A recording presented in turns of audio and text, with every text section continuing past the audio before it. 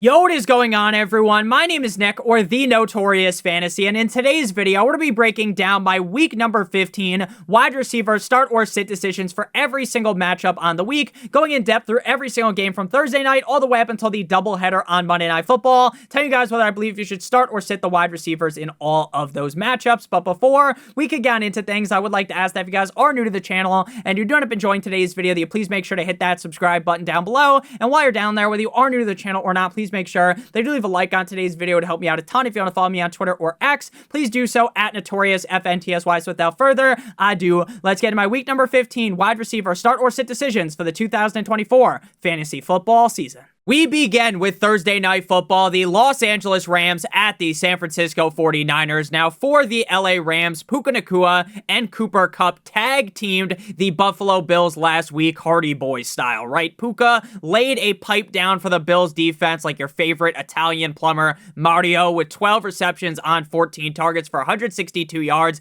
and a touchdown, as well as 5 carries for 16 yards and another touchdown as the wide receiver number 2. Over the last 5 games, he has been a top 9 wide receiver in 4 of those games. I get that this matchup definitely is not the best on paper, but when a guy's playing as well as Puka Nacua has been and is attached to a solid quarterback in Matthew Stafford, you need to put respect on the name of Puka Nacua. You need to rank him highly, and I got him as a top 8 wide receiver on the week. Now, Cooper Kupp, like I said, him and Mr. Puka Nacua formed an Eiffel Tower over that Buffalo Bills defense. He had 5 receptions on 8 targets for 92 yards and a touchdown, and just like Puka Nacua, Cooper Kupp has been on fire over the last 5 games, with 4 games inside the top 18 and 2 inside of the top 12. While Kupp does feel a little bit lower down on the totem pole compared to Puka Nacua, he is still a no-brainer, must-start low-end wide receiver 1. Now, DeMarcus Robinson is dealing with an AC joint sprain. If he misses, then Tutu Atwell will become the wide receiver 3 on the team.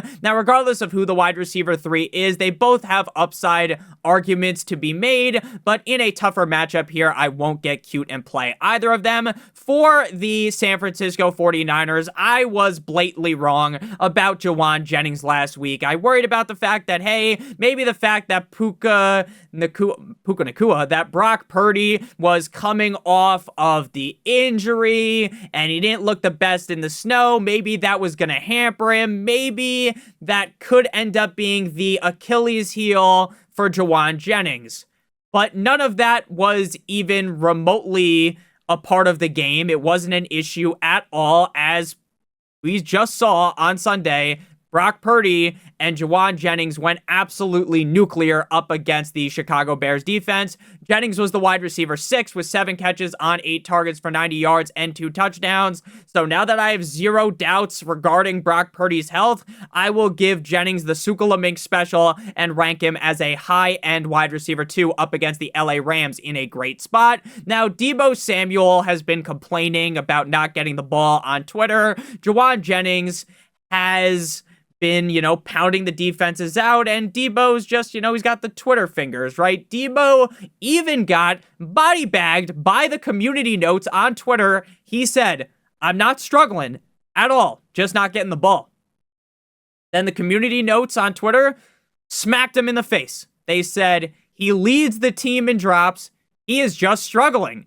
And I honestly was laughing so hard when I saw that, because normally, like, if just a normal person replies, like, "You're not struggling, you fucking idiot, this, that, the other thing, this is why you're not playing well," it's not that funny. But when the website itself, the app itself attacks you, it makes it even funnier. So I damn near fell out of my chair hearing that, reading that. I guess not hearing it. It's not like I have some text-to-speech on my computer like I'm some old person, right? But speaking of falling off, you want to know who fell off? Deebo fucking Samuel. This guy hasn't scored 10 fantasy points since week 10, and you need to leave him on your bench.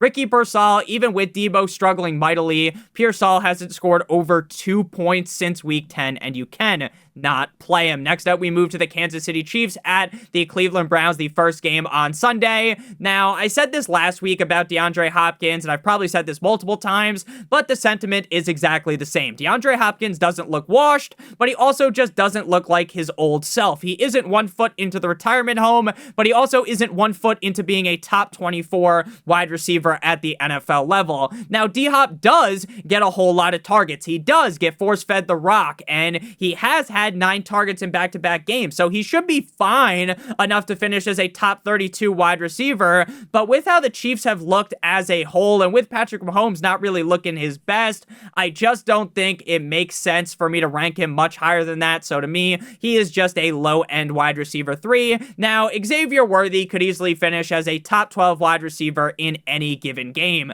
but he could just as easily have you feeling like a stepsister on the hub stuck in a washing machine, helpless, right? And we all know what's going to happen next, right? Worthy has seen 6 or more targets in 3 straight games, and even so, he has had 0 finishes inside of the top 38. And with no teams on bye, I have 0 interest in playing Xavier Worthy. For Juju Smith-Schuster, the TikTok king, he had 2 receptions for 31 yards last week up against the Chargers. And with DeAndre Hopkins now there, Juju would be lucky to see 2 targets again this week, so I would definitely leave him on my waivers.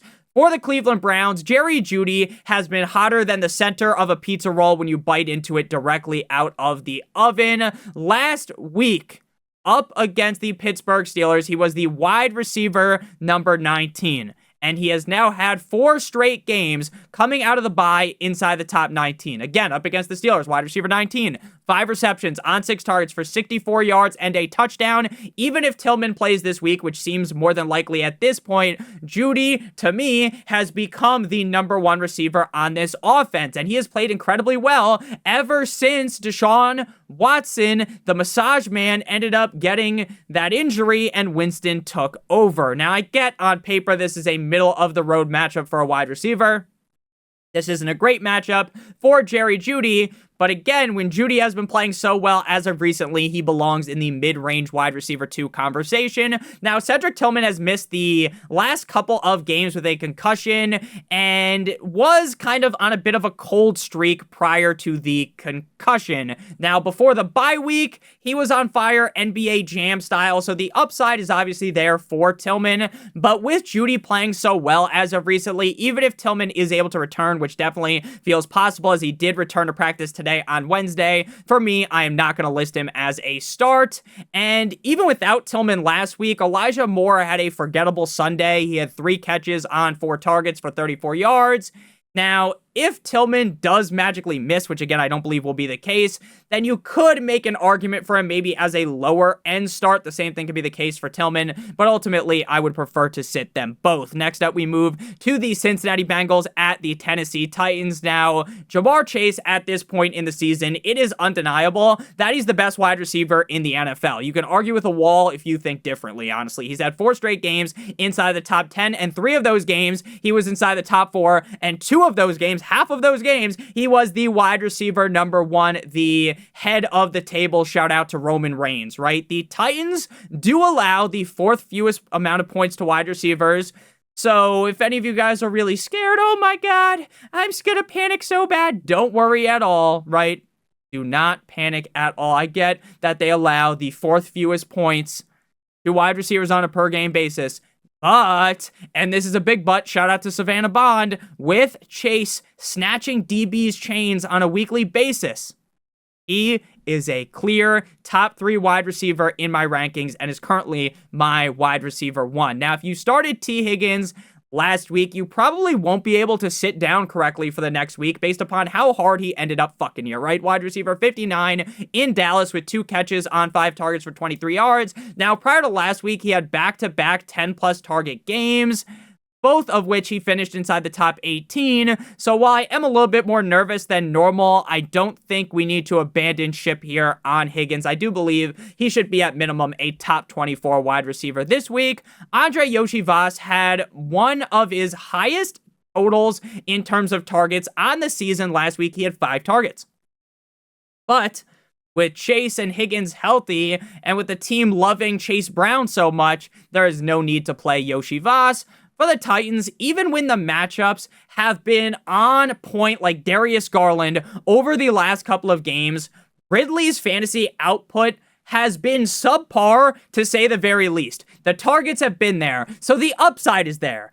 But with Ridley not really showing us anything recently. He is not a top 24 guy. I like the matchup, though, so he is a high-end wide receiver 3. Now, if you played Nick Westbrook-Ikhine last week, the man elbow dropped your fantasy football team hardcore. I do, though, believe, even if you started him last week, and even if you ended up pantsing your fantasy team, I don't think it's time to say uncle and quit just yet.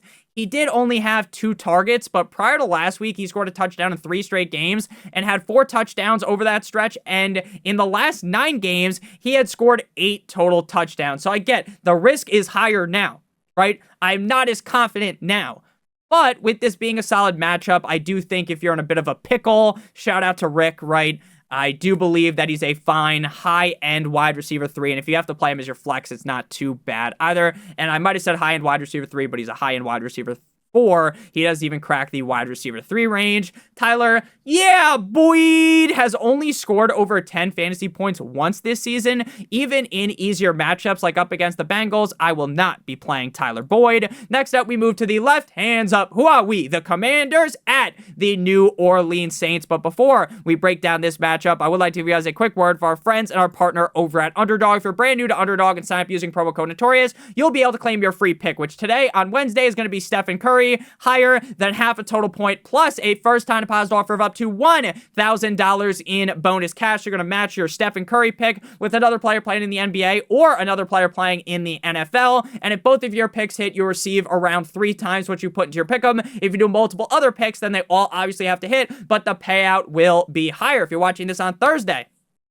it will be one of the players in the 49ers-Rams game higher than half a total yard. If you're watching on Saturday or Friday, it will be a different NBA player. On Sunday, it will be a different NFL player higher than half a total yard. So make sure you guys do check out Underdog, claim your free pick plus a first-time deposit offer of up to $1,000 in bonus cash. Click on the link in the video description or by using promo code Notorious. So back on into things here. The left hands up. Who are we? The Commanders at the New Orleans Saints. Now, Terry McLaurin has been balling like his name was Mo Bamba over the last 2 games. Prior to the bye, he ripped off 2 straight inside the top 8, and the Saints allowed the 7th most amount of points on a per-game basis to wide receivers. So there is certainly a reason to believe that he could put up 3 in a row inside the top 8. Now, McLaurin has been very reliable across a majority of this season, and with this matchup being great, shout out to Tony the Tiger, I got Terry as a mid-range wide receiver 1 inside of the top 8. Now, the rest of the wide receivers in this matchup get a big thumbs down, right? Noah Brown is out and expected to be out a while, according to Dan Quinn, so that definitely sucks for him. Without him, we'll be seeing more of Olamide Zacchaeus and the other Brown, Diami Brown, or Diamini Brown, however the fuck you say this guy's name. Based on what we have seen this season from both of those guys, I don't really think one of them has a clear leg up on the other, and thus I would not be willing to start either of those wide receivers. For the Saints, MVS did see his highest amount of targets last week with 7 up against the Giants, but with Derek Carr now out, the touchdown upside has been destroyed. Sure, MVS could take any ball to the cribbo, but without Derek Carr, it isn't even worth the risk. Now, if I'm not playing MVS without Carr, it should be very obvious that you aren't playing Kevin Austin Jr. or Cedric Wilson Jr. either. Next up, we move to the Baltimore Ravens at the New York Football Giants. Now, Zay Flowers is ice cold. He's not room temperature. He is freezing fucking cold. 4 straight games outside of the top 30. His targets have continued to be solid, but the production hasn't been there. Now, the Giants are actually sneaky good up against wide receivers, allowing the 6th fewest amount of points on a per-game basis to wide receivers. Now, the upside is always massive, like the low taper fade when it comes to Zay Flowers being attached to Lamar Jackson and the upside of this offense. So you're probably more than likely just stuck fucking playing the guy. But at this point, I'm not ranking him much higher than a low-end wide receiver 2 to high-end wide receiver 3. Rashad Master Bateman is one of those broken clock is right twice a day type of guys, right? Every couple of games, the man will have a top 24 showing and then disappear into the night and be dormant for another few games. Last game out, he didn't have a single target, and even without Deontay Johnson, because he's been suspended for being a jack-off, I don't really think it's worthy of playing Mr. Rashad Bateman. Nelson Aguilar, without Johnson, he's going to be the number 3 receiver, and even without Even if Deontay Johnson was in, he probably was the wide receiver 3 anyways. Now, Aguilar did have that iconic video all those years ago about how that person in Philadelphia, a baby fell out the window because the house was on fire and he caught the baby, right? And he's like, that bum bitch Nelson Aguilar wouldn't have caught the goddamn baby. And that video is always hilarious. If you've never seen it, make sure you guys look it up. It's probably the highlight of Nelson Aguilar's career. I would definitely be sitting him. For the Giants, Malik Neighbors is essentially just holding me and fantasy football owners hostage. I know the second I yell into this microphone and I declare that he is not a top 24 wide receiver anymore, that this man is going to end up putting up 30 fantasy points. His target share is insane in the offense, and the man is basically guaranteed, penciled in to get 10 plus targets a game. But with the quarterback play not being good, and with the coaching also not being good, and with the players around him not being that good, and with Tommy fucking DeVito, Tommy Cutlets under center, Malik Neighbors is in a real weird spot. You know damn well, in any given game, he could be this top 8 wide receiver. He could win you your week, but with his recent production, you can't rank him inside the top 20. He's been the wide receiver 25, 26, and 25 over the last 3 games. I will rank him as a high-end wide receiver 3. I'm not ready to fully give up on him. The Ravens do allow the 3rd highest, most amount of points to wide receivers on a per-game basis. But honestly, with this quarterback play, how can you get much higher than that? Wandale had 11, like the girl from Stranger Things, targets last week, and the man didn't score 8 fantasy points. He couldn't even score 8 fantasy points. This man gets a ton of targets, but never does anything with them. And with the quarterback play being what it is, there is no point in starting him. Now, Slayton hasn't done anything in 3 straight games. In a better situation, I do think Slayton's actually a fine player. But in New York with the Giants, fuck no, baby. Next up, we got the Dallas Cowboys at the Carolina Panthers. Now, even though there is not a single person on earth that thinks that Cooper Rush is a starter caliber quarterback, I guess would be the way of putting things, in the National Football League, he does use the F it, CeeDee Lamb is out there somewhere strategy, and that does give Lamb a safe blanket of targets. And since Lamb is an elite wide receiver, and as long as the ball is at least remotely in the same direction of him, he's probably going to bring that thing in, right? The upside is limited without Dak, and even with the Panthers defense looking better than you might have thought, I do believe that you got to just rank Lamb inside the top 12, and he is a locked and loaded low-end wide receiver 1. Now, Brandon Cooks has scored a touchdown in back-to-back weeks. He does that cool Archer celebration, the Powhatan Chama celebration. The celebration right there. I sounded like the fucking Grinch. Celebration? Max? I wish I could do his voice a little bit better, but, it's cool. 2 touchdowns, 2 games. That's nice. But he didn't even finish inside the top 36 in either game, and just 4 total catches across 2 games. Do not play him. Jalen Tolbert, I like him. I know there's a sneaky upside with him, but you're not playing the wide receiver 3 on a Cooper Rush offense. For the Panthers, Adam Thielen continues to be disrespected by industry-wide rankings. Now, I get, Nick, you disrespected him last week. I actually did, right? I thought he would be struggling up against the Eagles in Philly, even with a large amount of volume, but the Eagles defense had no answer for him. The guy marched his way to a top 20 finish. He was the wide receiver 17. He had 9 receptions on 11 targets for 102 yards, 2 straight with 10 or more targets, and the Dallas defense is playing better, but Thielen is going to get fed. And if he keeps getting these amount of targets, and if Bryce Young keeps playing solid, he should be able to finish as a low-end wide receiver 2 at minimum weekly. Now, Xavier Legette was silent like the night that old Saint Nick slides down your chimney last week. 8 targets in back-to-back games, but he hasn't cracked the top 45 in either game. I do believe there are brighter days ahead for Xavier Legette since he's so young, but as of right now, no reason to even bother starting him. Now, it does kind of feel like Moore is now 3rd lowest in the pecking order. We have seen flashes like a Girls Gone Wild video of David Moore before, so I wouldn't be surprised if he had a halfway decent game, but there's really no need to play him, again, because there's no teams on bye. Next up, we got the Jacksonville Jaguars going up against the New York Jumbo Jets in Duval. Now, Devontae Adams had the Dolphins defense looking like they were on ice last week, week, right? They were on skates. Wide receiver 7 in Miami with 9 receptions on 11 targets for 109 yards and a touchdown. Back-to-back games with a touchdown and back-to-back games with 11 or more targets. And with Rodgers looking sharper last week, I may be falling for a trap here like I'm one of the wet bandits, but I do genuinely believe that Adams is still Adams. He's still really good.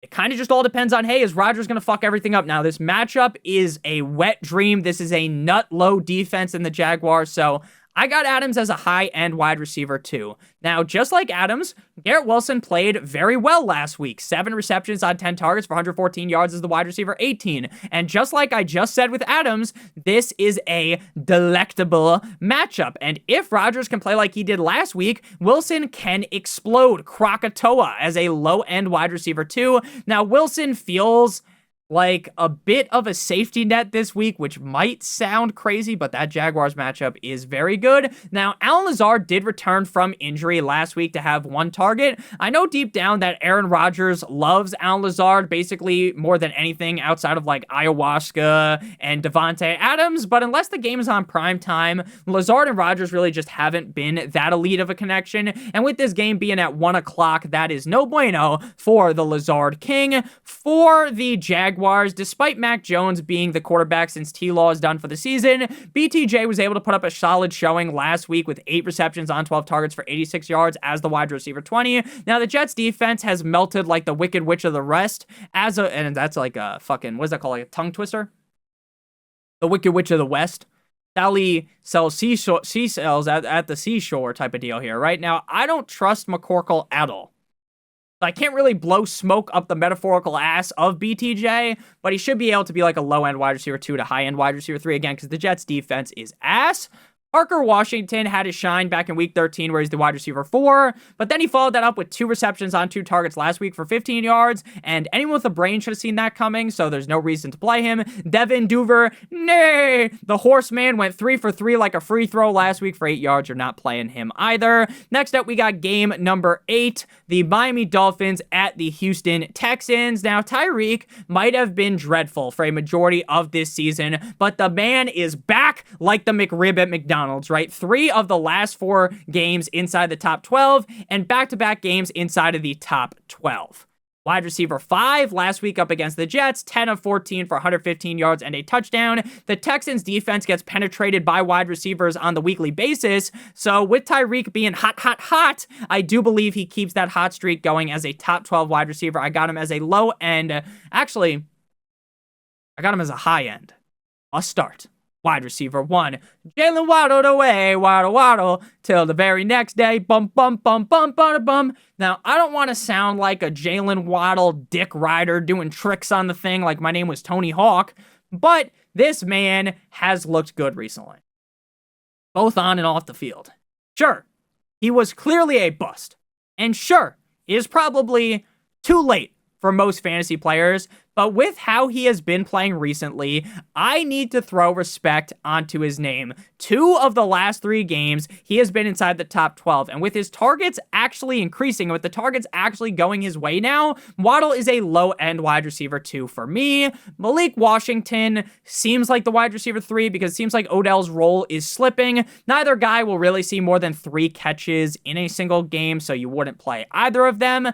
For the Texans, Nico Cousin, let's go bowling, Collins, since returning, has been a top 13 wide receiver in 2 of 3 games. In his first game back, he actually should have had a way better game, and that was the game that was outside the top 13, but Tunsil committed a stupid fucking penalty, and they took the touchdown back. We just saw Devontae Adams and Garrett Wilson take the Dolphins defense on a one-way trip to Pound Town, so Nico Collins should be able to whip up a high-end showing here as a top 6 wide receiver.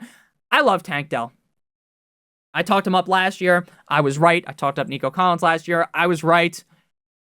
And I know, once in a blue moon, every once in a while, he's going to get those 20 points. You're going to be pissed that you sat him, but there is just no rhyme or reason to his production. And with no one on bye, I am not going to be starting the computer man Tank Dell. John Mechie, I like him, but he wouldn't even be ranked inside like my top 80 wide receivers, so you're not going to be playing him. Next up, we got the for the shoe, beat the Broncos, the Indianapolis Colts at the Denver Broncos, the first game on Sunday at the 4:25 p.m. Eastern Standard Time slates. We got 1, a 2, a 3, a 4, a 5. 5 games at the 4 o'clock slate. Look at that, NFL. You figured it out. Look at that. Let's not play 3 fucking games at 4 o'clock. It's terrible. We got 5 games this time. Shout out to the NFL for that. And then we have 2 games on Monday Night Football, and then obviously the Sunday night game. So, for the Colts and the Broncos, I'm going to keep it simple. Use the keep it simple, stupid mechanism here. For the Colts, Josh Downs will practice today on Wednesday with a shoulder injury. He missed last game up against the Patriots, and the team were on bye last week. Against the Broncos, I don't feel confident rocking with him because this is a tough matchup, and because we know Anthony Richardson is far from consistent, and maybe the shoulder injury does impact his play. Without Downs, Pittman was the wide receiver 59 last week up against the Patriots, or last game out, because it technically wasn't last week, right? Now with Downs seemingly back, I will not be starting Pittman, who has been a monumental bust this season. Every once in a while for Alec Pierce, Anthony Richardson's going to throw a missile directly to Pierce, and he's going to get that deep touchdown, which is cool every once in a while, but there's no actual way to predict it. There's no rhyme or reason behind it. So Downs coming back definitely kicks Pierce down to being a clear sit. For the Broncos, Courtland Sutton has caught fire Katniss Everdeen style over the last 6 weeks. 3 games inside the top 6 and 5 games inside the top 24. Bo Nix probably has one of those I love Courtland Sutton tattoos on his arm with how much these two are attached to each other, like a couple in the honeymoon phase. But luckily for Courtland Sutton, I don't think the honeymoon phase is coming to an end anytime soon. Even with the Colts defense being middle of the pack up against wide receivers in terms of points per game, Sutton has been playing some amazing football and is worthy of a high-end wide receiver 2 ranking, and he will flirt with being a top 12 ranked wide receiver. For the other guys on the Broncos, Devon Bell does feel like the number 2 receiver behind Sutton. Now, his targets did dip in week 13 prior to the bye, and while I do have some confidence in him after some decent showing from weeks 10 through 12, that week 13 performance kind of pushed me off of him, so I definitely would rather leave him on my bench. Marvin Mims has the speed of Lightning McQueen, but would be lucky to get 4 targets, even with the 93-yard touchdown prior to the bye. No one in their right mind would project that happening again, so you got to sit him. Next up, we got Game 10, the game of the week. Make sure your ass is in your couch, on your chair, wherever you sit, stand it up to watch these games. Because, man, oh, man, the Bills versus the Lions could be the Super Bowl matchup. Probably not, because the Bills will probably choke, but the Lions will be there. There's going to be Bills fans in comments. Nick, you can't say anything about the Bills. The Dolphins fucking suck dick. I know. But the Bills, until the Bills win the Super Bowl, we're just 2 sad teams. Khalil Shakir, speaking of the Bills, he went balls deep in the Rams defense last week. He had 5 receptions on 8 targets for 106 yards and a touchdown as the wide receiver 10. Shakir is the quintessential wide receiver 3 on your roster in fantasy football. We kind of just know what he's going to do every single week. The team's going to give him 7+ targets, which has been the case over the last 7 games. And typically he finishes in that wide receiver 3 range. The upside is there because Josh Allen is, well, Josh Allen, and because the Bills can get into a barn burner, and also because, the Lions allow the 5th most amount of points on a per game basis to wide receivers. So I think Shakir's like an all-reliable wide receiver 3. Now, Amari Cooper did play well last week. 6 of 14 for 95 yards. He is still only playing, though, around 50% of the snaps, as the Bills have yet to truly give him that hefty snap share. So 1 game with a large target share isn't enough to really move the needle for me. So I would be sitting him, especially since I do believe Keon Coleman will be back this week. Speaking of Keon, he is expected to practice in full today with the wrist injury. And by the time you're watching this, he may have already practiced. While they may end up just easing him in slightly, I do think it will play enough of a factor to knocking Amari Cooper off of being a start, but it also isn't enough for me to actually quantify listing Mr. Keon Coleman as a start. Now, for the Lions, last week was the game of Tim Patrick, right? Amon-Ra St. Brown and Jameson Williams were begging in a cardboard box for fantasy points. Please, Please give me some fantasy points. Goff said, fuck that.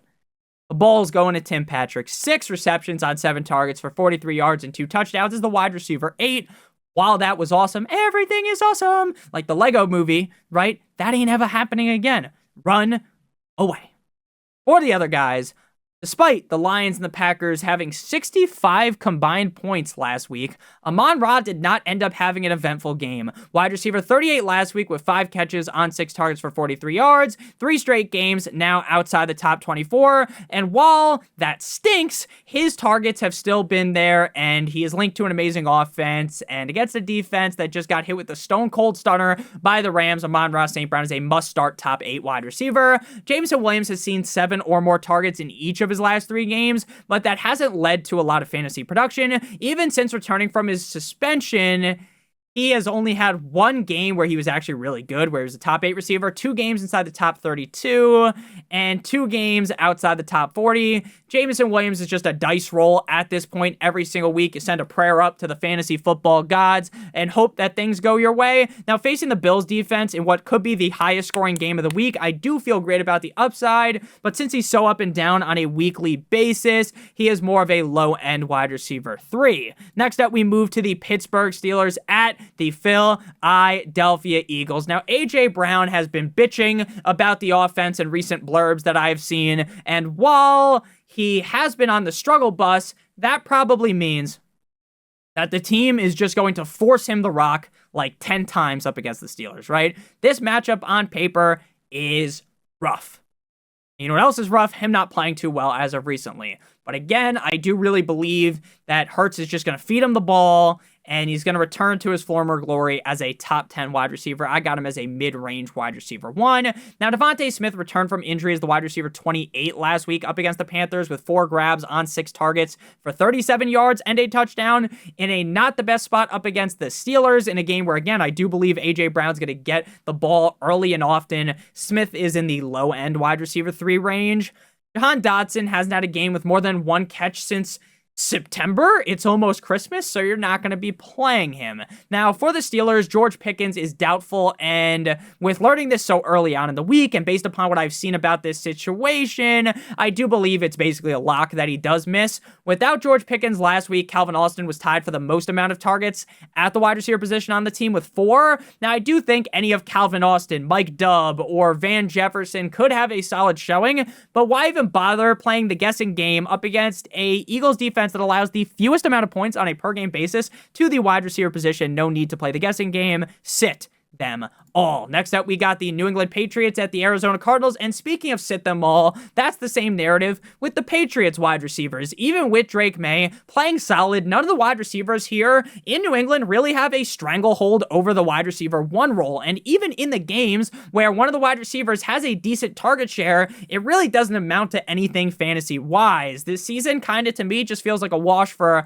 all of Kendrick Bourne, Kayshon Boutte, and Demario Douglas, so I am not going to start any of them. For the Cardinals, Marvin Harrison Jr. is a bigger bust than the one sitting in the Hall of Fame for Peyton Manning, right? I love Marvin Harrison Jr., and I believe in Marvin Harrison Jr., and I know that this guy's going to be amazing at the NFL level, but this year, he has basically just thrown us into a locker most weeks. 2 of his last 3 games, he has finished outside the top 40, and with 1 game inside the top 24, now going up against Christian Gonzalez, who could lock him up and throw away the key, I don't actually want to play him here.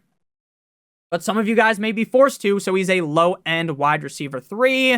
Michael Wilson caught a nuke from Kyler last week, a 41-yard touchdown, and then proceeded to do absolutely nothing afterwards.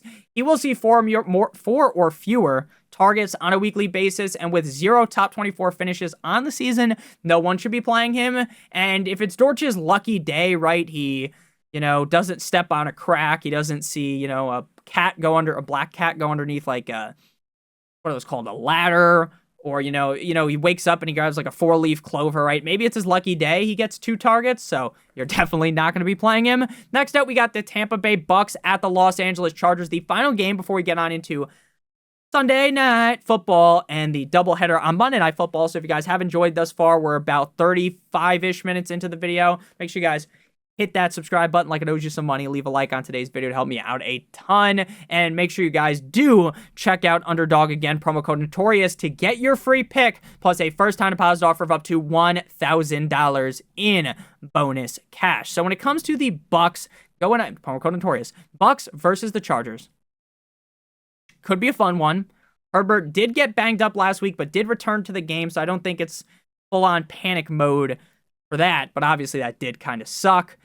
For this matchup, though, starting with the Bucks, Mike Evans disappointed in a big way last week. Based upon the Bucks mauling the Raiders, you would have thought he would have played better. Evans was the wide receiver 36 with 4 receptions on 5 targets for very nice 69 yards. I like. While that was obviously far from ideal, we will be staying strong with our ranking of Mike Evans, who is the undisputed #1 receiver in this offense with a quarterback in Baker Mayfield, who is playing incredibly well. The Chargers defense is a middle-of-the-road matchup for a wide receiver, but when push comes to shove, Mike Evans is Mike Evans, so I'm going to rank him as a low-end wide receiver 1. Jalen McMillan was the wide receiver 9 last week, and it appears that he may have learned how to catch in Las Vegas. Last time I went to Vegas, I caught something else, and it wasn't a football. 4 receptions on 7 targets for 59 yards and 2 touchdowns, but I won't let him rope me in just yet. He should be the wide receiver 2 behind Evans going forward, but one game with 2 touchdowns isn't going to pull the wool over my eyes, right, and fool me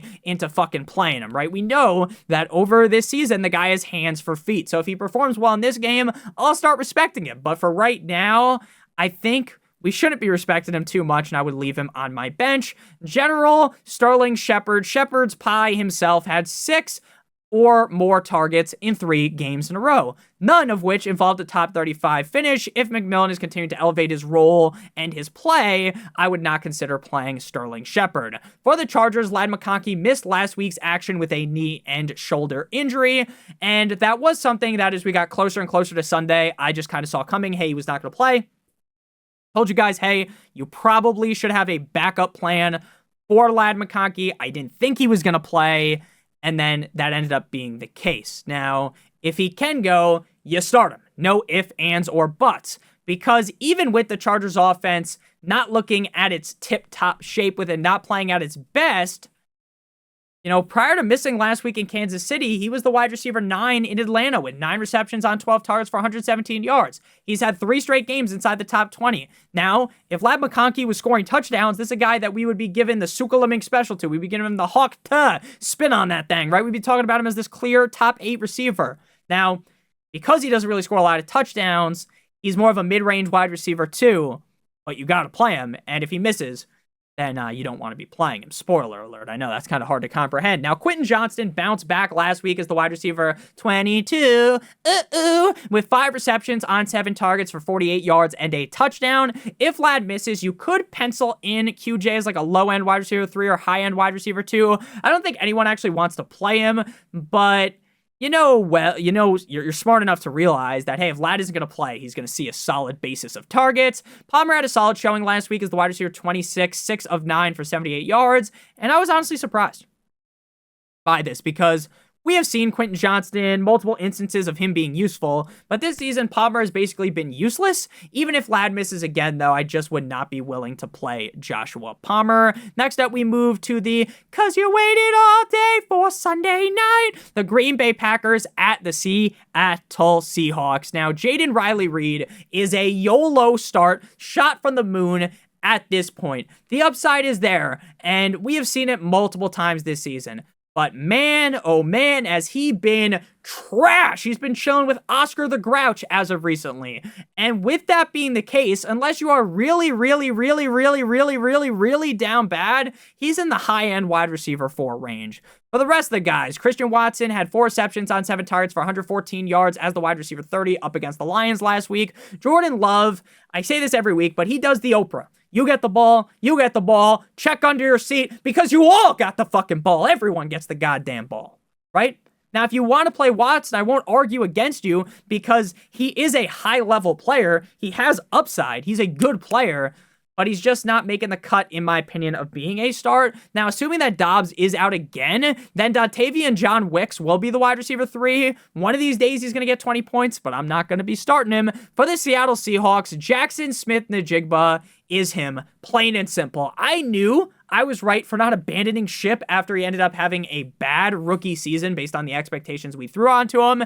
In the last 5 games, he has had 4 games inside the top 16, even with Metcalf healthy. JSN honestly feels like the wide receiver 1 on the team. Now, the targets have dipped a little bit slightly, which does make me a little bit worried, but again, not DEFCON panic, wee woo, break glass in case of emergency. I'm not too worried just yet. I love him as a high-end wide receiver too, and honestly, if you ranked him as a top 12 receiver, I wouldn't judge you, especially since this could be a very high-scoring game. Now, Metcalf's value has fallen quicker than the Achmed Persian Empire when Alexander of Macedonia came into town. Now, technically, it wasn't Macedonia back then. I think it was Macedon.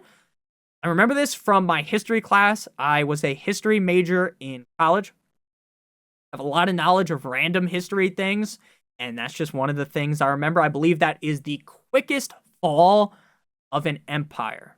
Shout out to Alexander. If you guys notice in history, there's a lot of guys named Alexander. Very popular name back then, I guess. So JSN he's kind of slayed the metaphorical king here in DK Metcalf, like his name was Jamie Lannister. Metcalf is now a mid to low end wide receiver 3. The upside is there, because he's Metcalf, but we can no longer kind of suck the guy dry recently, metaphorically, of course. So we're not going to be sucking him off. Next up, we got Tyler Lockett in my pocket skirt. And he has not scored more than 5 points since week 9. With the emergence of JSN and Metcalf being on the team, Lockett would be lucky to get more than 3 targets. You gotta sit him. Next up, we got the first game on Monday Night Football. The Bears going up against the cold like Minnesota Vikings in Minnesota. Even though, while they do get that cool saying from that Lil Boat song, the Vikings games aren't cold because they play in a dome. Which is cool, I guess. Like, the stadium looks awesome, but the cold, I like the cold weather games, and, we kind of just don't get them when you play in a dome. After going on a Genghis Khan level tear from weeks 12 and 13, where DJ Moore, wiki, was the wide receiver 4 and 7, he hopped in the ice bath last week as the wide receiver 35, 6 receptions on 8 targets for 49 yards. Now, the Vikings, coincidentally, despite being like a defense that everyone loves, they allow the most amount of points on a per game basis to wide receivers. So this should be a bounce back spot for Moore. I still find it hard to trust Caleb Williams, so I'm not going to bang the drum too hard for Moore. He's a low end wide receiver too. Keenan Allen is in that YOLO start range with Jaden Riley-Reed. Sure, he shit the bed last week as the wide receiver 53, but prior to that, he had 2 straight games as the wide receiver 5. The matchup here is ripe for the taking, so he is a low end wide receiver 3, close to the wide receiver 4 type of range, but it does feel fair based on, you throw last game out, the prior 2, he was really good. Rome Odunze finally had the game that I've been waiting for all season last week up against the Niners in Santa Clara. He had 4 receptions on 5 targets for 42 yards and not 1 but 2 touchdowns. The biggest question here is, can he keep up with that play, or is he just going to flame out? Based on him only getting 5 targets last week, I do think the latter is more than likely. I still want Odunze on my team. I just would not be playing him. Jalen Naylor, I barely knew her, is the odd man out for the Vikings, right? The other guys, Justin Jefferson, Jordan Addison, we love them. They make me happy. Shout out to Simple Jack. Jalen Naylor, not so much. Now, he is going to get like 0 targets some games. He's going to get 2 targets some games, 3 targets per game, and he's kind of going to peak at 3. And again, with Addison and Jefferson eating so good, like that video of Shannon Sharp eating all those things, where you're eating good, the meme, I don't think you should be owning Jalen Naylor. For Justin Jefferson, when the world needed him most, he didn't vanish like the Avatar. Him and Jordan Addison slung out back shots last week to the Falcons. 7 of 7 for 132 yards and 2 touchdowns as the wide receiver 4, facing a Bears defense that just got pulled apart like a nice brisket by Brock Purdy, the 49ers offense.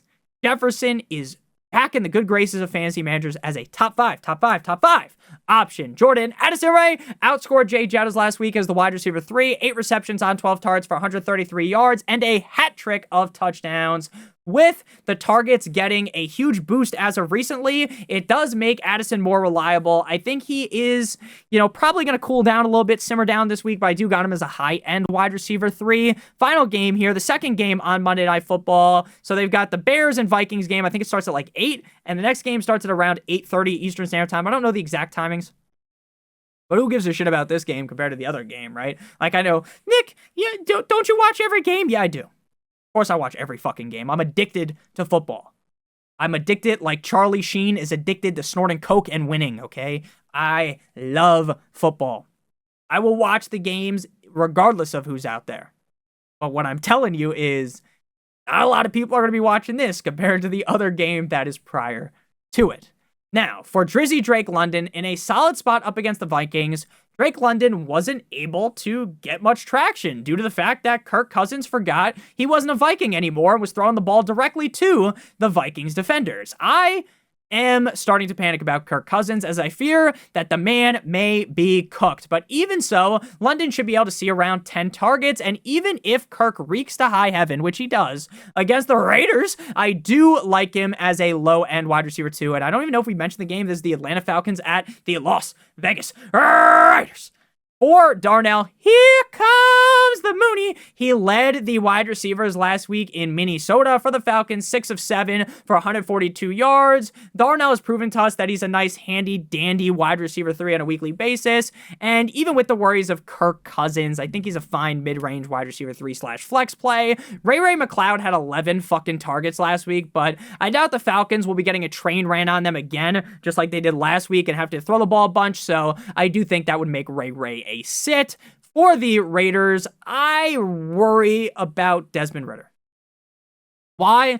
Because it's a revenge game. Even in a revenge game, I think he is going to potentially sink the battleship of Jacoby Myers, who is one of the 2 bright spots in this garbage can offense with Brock Bowers. The Falcons allow the second highest amount of points on a per game basis to wide receivers, so you kind of have to like him. But I won't let the fact that, the dumbass under center is the guy under center escape my thought process. I can't get it out of my mind. So Myers is a mid-range wide receiver 3. Trey Tucker has some juice and will have good games, but with Ridder under center, I'd be running away quicker than Usain Bolt, duck and cover here. And for Terrace Marshall Jr., Joe Shiesty, had me thinking Terrace Marshall would be a fine wide receiver at the NFL level, but that has not been the case. 1 target in back-to-back games.